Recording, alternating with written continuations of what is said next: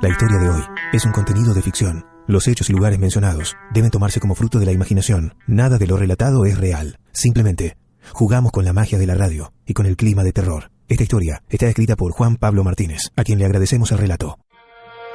Esta es la historia real de El extraño ser de Mar del Plata, segunda parte.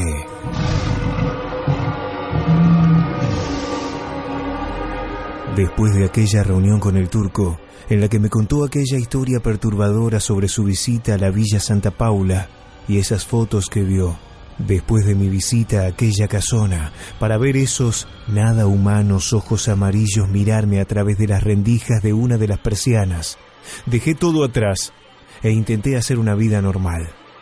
Logré conseguir trabajo para un sitio de noticias marplatense. Así podría ejercer mi oficio de periodista. Suele recibirse mucha información por parte de habitantes de la zona. La mayoría se pueden clasificar en dos compartimentos. Uno de ellos es el de la basura pura y dura. Cosas para nada noticiables, como la circulación de motos con escape libre en algún barrio, o un perro peligroso de algún dueño mal considerado por sus vecinos.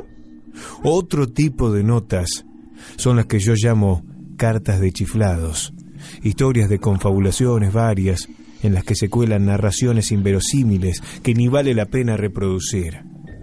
Pocas veces hay algo que vale la pena. Un día encontré algo que hablaba sobre el arroyo La Tapera, que es efluente de la Laguna de los Padres, pasa por el lago de Parque Camet a unos metros de la costa y luego desemboca en el mar. Se encuentra mayormente entubado en la zona urbana de Mar del Plata. Se encontró allí un cuerpo severamente dañado, posiblemente descuartizado, de un profesor de historia porteño de 35 años. Supongo que el que me envió el material sería un policía, perito o empleado de un juzgado, porque las fotos eran bastante detalladas. Una de ellas era la de su DNI. Inserté su nombre y DNI en un buscador. Encontré bastante material. Entre varias cosas, encontré un canal de YouTube asociado a su correo electrónico. Allí solía subir filmaciones de exploraciones urbanas que él solía hacer. Dios no juega a los dados, y esto se estaba cruzando en mi camino por algo. Busqué el teléfono de un conocido en la bonaerense y me confirmó el hecho. Me agregó algo más. El último lugar donde lo registraron las cámaras de seguridad es en los alrededores de la vieja Terminal Sur, por donde está la Villa Santa Paula. La investigación periodística derivó a la morgue del Intersonal. Una enfermera, algo neurótica, que conocí en una internación de mi vieja en el hospital, me sirvió de contacto. Participó de la autopsia del profesor de historia porteño. Nos juntamos en una mesa de un café céntrico. Me brindó datos sobre cómo murió ese pobre tipo. Tenía quebraduras varias, traumatismos severos de cráneo, lesiones internas por golpes, faltantes de falanges de las manos, cortes en la piel de varias partes del cuerpo, posiblemente realizadas por algún animal de gran porte y desconocido en la zona, porque parecían zarpazos y mordidas de un gran reptil. Cuando le expuse la probabilidad de que al ingresar a alguna casa a hacer exploración urbana, él fuera atacado por alguna fiera como aquel puma que se escapó en Punta Mogotes en agosto de 2016, la enfermera me dijo que podía ser, pero que no sabía de mordidas de animales así. Había visto mordeduras de perro, pero como esas, nunca. Dejó la copia de la autopsia en la mesa, le di unos pesos por el favor recibido y se fue. Una vez que la perdí de vista, también me fui yo, imaginando qué podía haber sido eso que mordió al hombre, pensando que el extraño ser de la Villa Santa Paula que había fotografiado el turco podría haberlo hecho. Claro, de ser cierto. Cuando volví a la redacción me encontré con una noticia también extraña. Un chico de unos 10 años desapareció en Laguna de los Padres. Lo último que se supo de él era que estaba nadando en la laguna y nadie lo vio salir, pero tampoco nadie lo vio hundirse. A pesar de las búsquedas, nadie lo encontraba. Se hicieron rastrillajes en la zona de la laguna y también en las sierras. Aparentemente, incluso, algunos buzos estarían buscándolo dentro de la laguna misma, pero sin encontrar nada. Al anochecer, en caso de no encontrarlo, suspenderían la búsqueda para retomarla al amanecer. Decidí que debía intentar investigar. Fui al atardecer a la laguna en mi vieja Traffic, cargando una caña de pescar para tener una excusa y ver de cerca. Una vez que me ubiqué con la camioneta cerca de la orilla, empecé a caminar por los alrededores para ver si encontraba a alguien hablando del tema o alguna autoridad presente, pero ya no había nadie. Si estaban, seguro, era por tierra firme. Ya había oscurecido.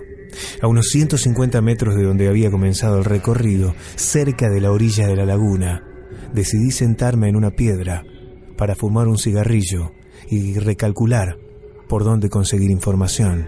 Noté algo raro cuando revisé que no había basura encima. Un relieve extraño, nada natural. Alumbré con el flash del celular y me quedé atónito. Esos relieves efectivamente no eran nada naturales. Eran unos grabados extraños, similares a los petroglifos, los diseños pictóricos grabados o tallados en roca, hechos desgastando la parte superficial. Los precursores de la escritura moderna. Todo se estaba volviendo cada vez más raro. Decidí entonces no volver a casa, sino quedarme en el camping de la laguna y dormir ahí. Así, a primeras horas de la mañana, podría ver con mejor luz el reinicio de la búsqueda del pobre pibe. Era el único que estaba ahí. Ya se habían ido todos. Ni siquiera el vigilante del camping estaba dando vueltas. Estaba haciendo un frío inusual. Cerca de la medianoche, salí silenciosamente a fumar otro cigarrillo. Apoyado en la camioneta mirando la luna llena, a lo oscuro y de frente a la laguna. Esa redonda luna era toda la luz que había y fue toda la luz que necesité para ver el horror. El ser que me había visto en la casa, el portador de ese par de ojos amarillos y brillantes, ese que el turco había fotografiado, estaba saliendo de la laguna, a unos 20 metros donde yo estaba. Me quedé petrificado, no me podía mover. Empecé a temblar y del miedo se me cayó el pucho, que se fue apagando entre la hierba. Jamás pensé que el miedo podría salvarme. Dicen que el miedo suele fijar las sensaciones con bastante fuerza, y esta ocasión confirmó aquella frase. Este repugnante ser era evidentemente anfibio. Si pudiera dar una idea de su aspecto, podría describirlo como el ser del cuento de Lovecraft, Dagón, y también como el monstruo de la Laguna Negra, un reptil humanoide con boca y labios anchos como de pez, ojos amarillos y brillantes, de 2 metros o incluso más de altura, aletas en donde nosotros tenemos orejas, al igual que en la espina dorsal, delgadas membranas de piel entre los dedos de las manos y los pies, y también bajo las axilas. Yo, paralizado de miedo, lo observé ir avanzando sobre tierra, parado sobre sus 2 piernas traseras con sus branquias abriéndose y cerrándose para cargarse de aire. Yo seguía paralizado. Al ingresar 10 metros contando desde la orilla, el ser logró verme. Aterrado, pensé que se me vendría encima, pero volvió sobre sus pasos y entró nuevamente a la laguna. Ahí sí, volví a meterme en la camioneta tratando de no hacer el más mínimo ruido y trabé las puertas. Apenas terminé de hacer esto, llegó otra Traffic. Esta era gris, a la misma altura de donde había salido el ser. Estacionó de culata hacia la laguna y apagó el motor.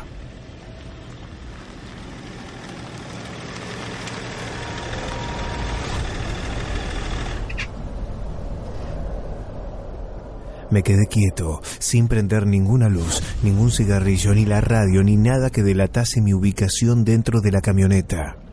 Media hora después, volvió a salir el ser con algo en sus brazos que en la oscuridad parecía un bulto. Cuando se acercó más, observé más nítidamente. Lo que llevaba hacia la camioneta recién llegada era un niño de una edad similar al de cuya desaparición había sido denunciada. Bajó de la Traffic el conductor, un tipo rubio y delgado. Parecía ser el único tripulante. Abrió las 2 puertas traseras que dan al paragolpe. Ese asqueroso ser entró allí junto al niño. Traté de ver si encontraba algo distintivo, ya que estaba de perfil y no podía ver la patente. El lateral de la camioneta tenía ploteada una torre con un cono en la punta. Se fueron sin el menor ruido y ahí hice lo mismo 5 minutos yo. Tras pensar dónde podría conseguir información al respecto, entonces pensé en alguien que podría encaminarme. El ratón. Al ratón lo llamábamos así los amigos por 3 cualidades. Era petizo y narigón, siempre tenía el aspecto de andar nervioso y alerta, y por último, pero no menos importante, tenía la misma pasión por los libros que esos roedores. Le mandé un mensaje pidiéndole que por favor me investigara sobre dioses marinos y si podía haber alguna conexión con esta zona. 1 hora después, me llamó. Quise que fueran puros inventos lo que me decía, lo que yo había visto y las conclusiones a las que había llegado. Resumiéndolo así nomás, lo que el ratón descubrió fue que un dios del África subsahariana era descrito de la misma manera que la que yo lo hice, que era adorado sobre todo por algunas tribus que luego fueron traídas a nuestro continente como esclavos, que requería sacrificios rituales de niños cada 2 semanas o del triple de adultos si no había niños, que habitaba en lagunas y mares, sobre todo donde había cuevas, que si no era satisfecho, las inundaciones arruinaban los sembradíos, pero sobre todo este dios diezmaba a la población, pidiendo el sacrificio de varios adultos si no le daban el niño. Y sobre todo, lo que más me llamó la atención fue que un barco negrero que llevaba a Buenos Aires su tripulación esclava de aquella tribu encalló, según cronistas de finales del siglo XVIII, en algún lugar al sur de la bahía de San Borombón. Sospechaba el ratón, por los cálculos que daban estos narradores, que pudo haber sido entre Punta Iglesias y Cabo Corrientes, en Mar del Plata. Lo que el ratón dedujo fue desolador. En aquel naufragio, junto a los que buscaban vender como esclavos y también junto a los esclavistas, aquel horrible dios también desembarcó en nuestras costas. También se mezcló con los Checheet, la tribu indígena local, y también comenzó a ser adorado por ellos de la misma manera. Exigió sacrificios de niños jóvenes, no el de adultos en su treintena de años. Por eso, el turco zafó, porque ya le habían dado su sacrificio o comida quincenal. Pero por eso, también el profesor de historia murió. Se metió en el lugar equivocado como el turco, pero además, en el momento equivocado. Un dios bien terrenal estaba asolando a sus pobladores. Habitaba la laguna de los padres y era adorado por personas de cualquier etnia en esa casona cercana a la vieja terminal.